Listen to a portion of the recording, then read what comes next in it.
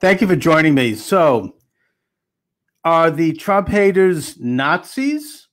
Look, not in the formal sense. They're not members of the Nazi Party. And no, they're not that extreme generally, for certainly not. And I'm not suggesting that. Nor am I suggesting that they're not well-meaning. I would preface my comment by just briefly talking about President Trump's recent extraordinary trip to Europe, where he accomplished a great deal in terms of positioning the United States in a place that favors American sovereignty, American national interests, American culture, where he criticized aspects of European culture that he viewed as under siege, where he supported European nationhood in the aspect of supporting Britain's exit from the European Union, which he said is an enemy of the United States. Now, that's a controversial thing to say, but he points to their assault on basic European borders and customs and culture, and makes a case for that, which I think is a legitimate case to make, even if it's may not be exactly true. But the most controversial part of the trip was obviously his meeting with Vladimir Putin in Helsinki, where he erroneously said, or he seemed to say, that the Russians had not tampered in American elections. Of course they have. They've tampered. I mean, Obama set up an investigation of Russian tampering and hacking into our computer systems going back to 2008. So, I think that they have.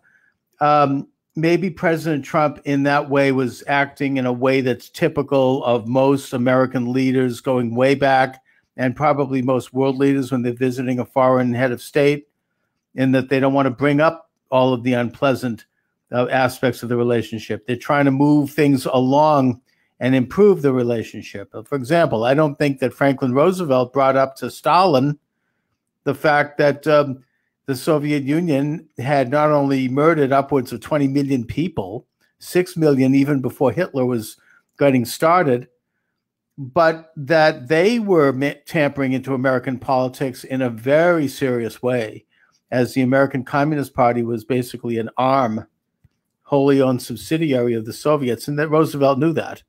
Roosevelt had been put on notice about Alger Hiss and other members of his own administration very close to him, who were collaborating, shall we say, colluding with the Russians at the time. But he didn't bring that up to Stalin.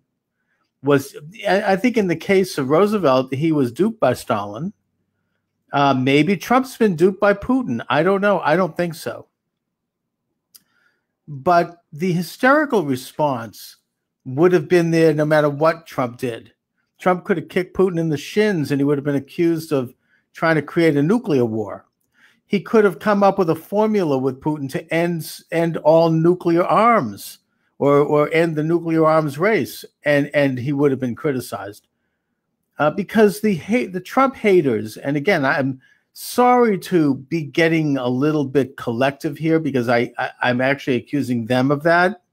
And I understand that there are very many nuances here and that there are people who are not really signed on to this hatred.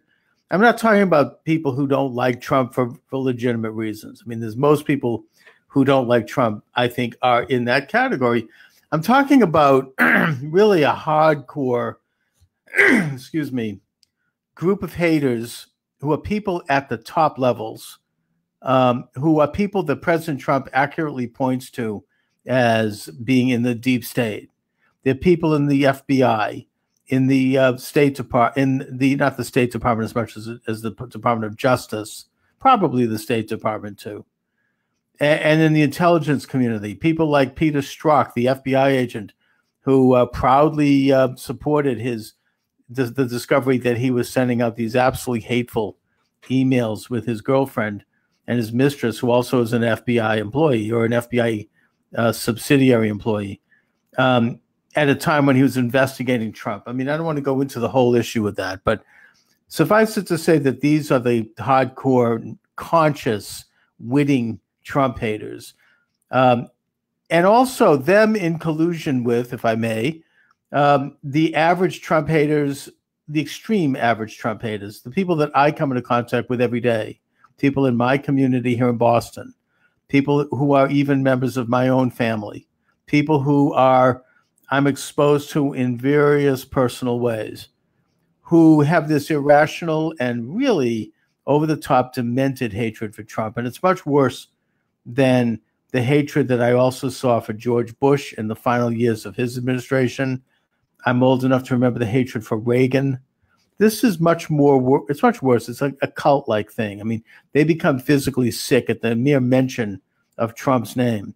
Their entire worldview seems to be rotating around this hatred of Trump. I mean, I even will give a quick example here. A very good friend of mine who's one of these Trump haters. I mentioned in passing the fact that there's been this new study which seems to link eating bacon with mental illness. And she said, well, what was the first thing that came to my mind about that? And my response was that it kind of seems to show wisdom about the kosher lifestyle, by which we don't eat bacon. I mean, I tend to be kosher, I mean, in general. And her response was, no. This was proof that the red states, where all the people who eat bacon, the predominant numbers, it explains why they're mentally ill, because they voted for Trump. Now, by red states, she's talking about the states that elected Trump. Did she have any proof that they eat more bacon in these states than they do in New York or California? No. But she's assuming that. But I only bring it up because it's a symptom of what I'm talking about here. Everything seems to evolve around this hatred for Trump. And it's this groupthink that's supported by an establishment. That's what Nazism was all about. You were permitted to have irrational hatred and to blame some group. In the case of the Nazis, it was obviously the Jews, on others, but the Jews primarily. And your focus of your rage and anger, even in a personal sense, at this one group was fully supported by an establishment that fanned these flames and that embraced these very same ideas, or at least was willing to use these ideas for their own political purposes. And that's the phenomena of Nazism. I would also point out that the philosophy of Nazism, which is socialism, which is leftism in every sense, is usually the general political views of those who are involved in this cult. They believe in the nanny state. You can't get a bigger nanny state than Nazi Germany. You know, they controlled healthcare, they controlled welfare, they controlled education, they controlled the media. You know, they controlled all of the means by which people functioned. They wanted to control, they had a utopian orientation in that they wanted to control all aspects of the lives of their citizens, to move their country and to move their world into this new synthesis, this world order. And I would suggest that the people who are almost in a cult-like way hating Trump are very much a part of that. So in the very broad, and I want to be careful here, but in the broad philosophical sense, they have embraced National Socialism. It doesn't look like Nazism with armbands and goose-stepping and Zig Heil, but philosophically, it is very, very similar, and it's potentially as lethal. My simple hope is that those people are not going to be reached. They have to be contained, to use the words of George Kennan when he wrote about the containment of the Soviet Union. But I would hope that the rest of us average people who may not agree with Trump, and I certainly don't on many issues, but who have a normal dislike of Trump, might take a look at, the haters of Trump and wonder why. I'm not going to go into it in this short program today, but I would suggest that the intense hatred is driven at a high level, and I'm not talking about these average cult-like haters. I'm talking about people in the know, people who are witting, the alger-hissers, if you will. They hate Trump because they see Trump for what he is, which is a revolutionary figure who is threatening to dismantle 100 years of socialism in this country, the what Steve Bannon accurately called the administrative state, who is asserting things that seem normal to the rest of us, but yet things that they despise, and that is putting America first, just like you'd want to put any sovereign nation would put themselves first. These are radical ideas.